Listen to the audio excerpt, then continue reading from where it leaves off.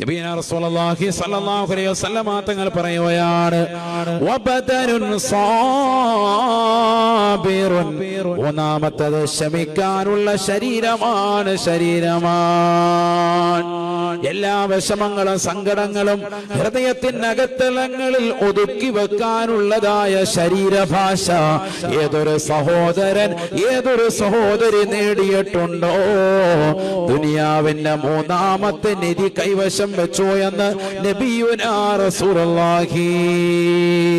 അർബഅത്തുൻ മിൻ കൻസി ദുനിയാ, ദുനിയാവിന് 4 നിധികളുണ്ട് സഹാബ.